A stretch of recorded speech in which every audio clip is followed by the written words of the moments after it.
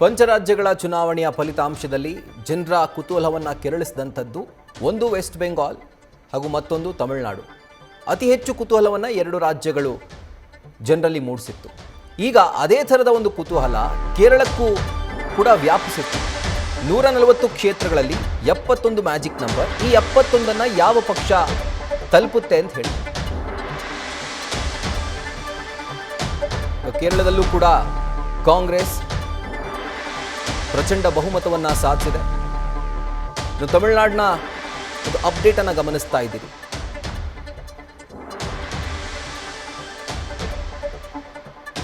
ಎಐಎಡಿಎಂಕೆ ನಾಯಕ ಎಡಪ್ಪಾಡಿ ಪಳನಿಸ್ವಾಮಿ ಎಡಪ್ಪಾಡಿಯಿಂದ ಗೆದ್ದಿದ್ದಾರೆ. ಈಗ ವಾಪಸ್ ನಾವು ಕೇರಳಕ್ಕೆ ಬರೋ ಹಾಗಿದ್ರೆ UDF ಪ್ರಚಂಡ ಬಹುಮತವನ್ನು ಸಾಧಿಸಿದೆ. ಆದರೆ ಮುಂದಿನ ಮುಖ್ಯಮಂತ್ರಿ ಕೇರಳದಲ್ಲಿ ಯಾರಾಗ್ತಾರೆ? ಮೂವರಿದ್ದಾರೆ ರೇಸ್ನಲ್ಲಿ ಕಾಂಗ್ರೆಸ್ ಪಕ್ಷದಿಂದ.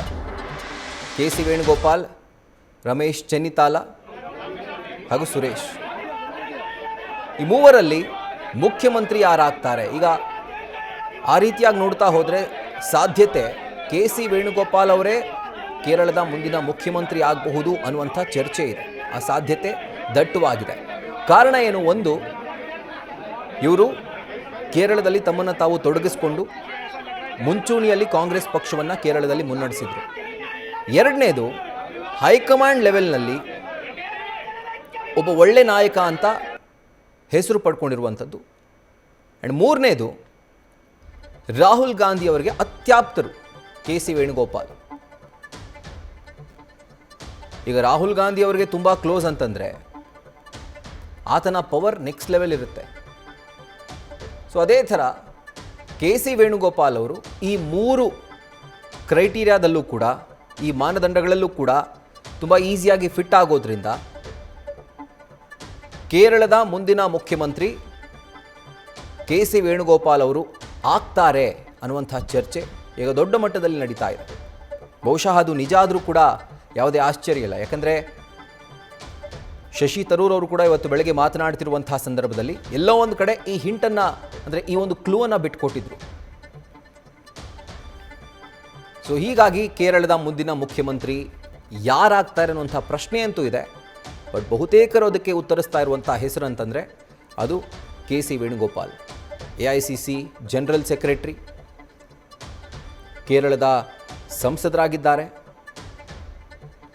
ಕೇರಳದ ರಾಜಕಾರಣವನ್ನು ತುಂಬ ದಶಕಗಳಿಂದ ತುಂಬ ಹತ್ತಿರದಿಂದ ನೋಡಿದ್ದಾರೆ, ತಮ್ಮನ್ನು ತಾವು ತೊಡಗಿಸ್ಕೊಂಡಿದ್ದಾರೆ. ಸೊ ಹೀಗಾಗಿ KC ವೇಣುಗೋಪಾಲ್ ಅವರು ಕಾಂಗ್ರೆಸ್ ಪಕ್ಷದ ಮೊದಲ ಆಯ್ಕೆ ಆದರೂ ಕೂಡ ಯಾವುದೇ ಅಚ್ಚರಿ ಇಲ್ಲ. ಆದರೆ ಈಗ ಸದ್ಯಕ್ಕೆ ಇನ್ನೂ ಕೂಡ ಯಾವುದೇ ಥರದ ಸ್ಪಷ್ಟತೆ ಸಿಕ್ಕಿಲ್ಲ.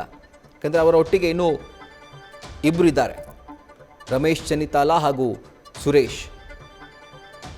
ಸೊ ಹೀಗಾಗಿ ಈ ಮೂವರ ಮಧ್ಯೆ CM ಪಟ್ಟ ಯಾರಿಗೆ ಒಲಿಯುತ್ತೆ ಅನ್ನುವಂಥದ್ದೇ ಪ್ರಶ್ನೆ. ಒಂದು ಕಡೆ ನೋಡಿ, ಕಾಂಗ್ರೆಸ್ ಪಕ್ಷ ಕರ್ನಾಟಕದಲ್ಲಿ ಕುರ್ಚಿ ಫೈಟ್ ನಡೀತಾ ಇದೆ.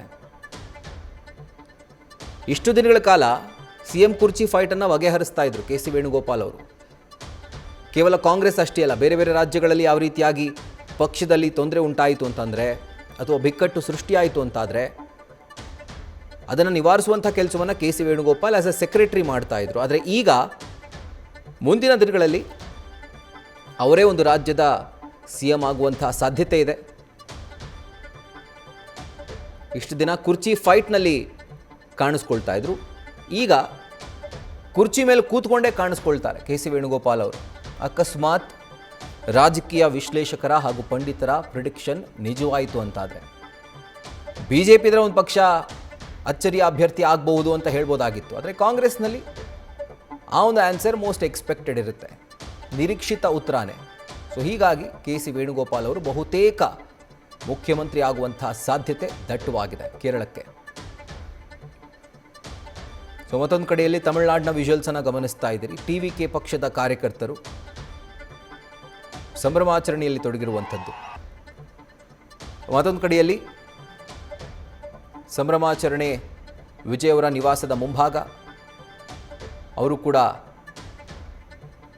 ಮನೆಯಿಂದ ಹೊರಗಡೆ ಬಂದು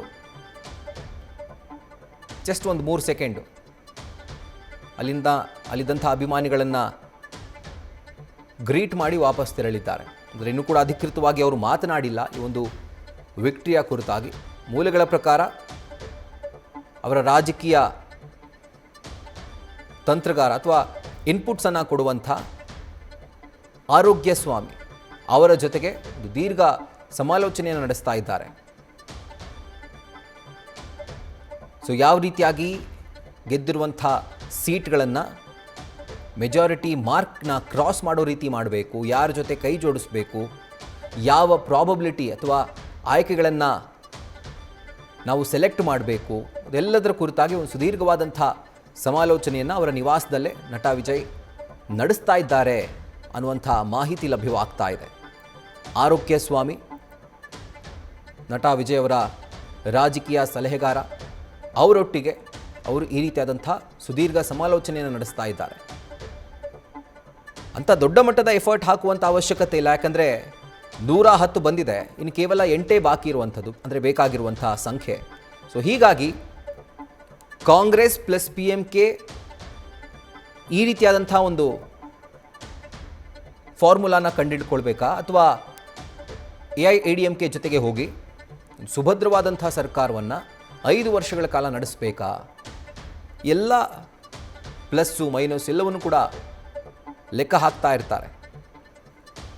ಬಹುಶಃ ಇವತ್ತು ತಡರಾತ್ರಿ ಅಥವಾ ನಾಳೆ ಬೆಳಗ್ಗೆ ಅಷ್ಟರಲ್ಲಿ ಒಂದು ಸ್ಪಷ್ಟ ಚಿತ್ರಣ ಅಂತ ಸಿಗುತ್ತೆ TVK ಯಾರ ಜೊತೆಗೆ ಹೋಗ್ತಾ ಇದೆ ಅಂತ. ಯಾಕಂದರೆ ಈಗ ನಂಬರ್ಸನ್ನು ಗಮನಿಸಿದರೆ ಇನ್ನಿದು ಏರಿಕೆ ಆಗುವಂಥದ್ದು ಸ್ವಲ್ಪ ಕಷ್ಟನೇ. ಈಗ ಸದ್ಯಕ್ಕೆ ಯಾವ ನಂಬರ್ಗಳಿದ್ದಾವೋ ಆ ನಂಬರೇ ಬಹುತೇಕ ಫೈನಲ್ ಅಂತ ಬೇಕಿದ್ರೆ ಅಂದ್ಕೊಳ್ಬಹುದು. ನ್ಯೂಸ್ ಫಸ್ಟ್ ನಿರ್ಭೀತಿಯಿಂದ ನಿಮ್ಮ ಪರವಾಗಿ.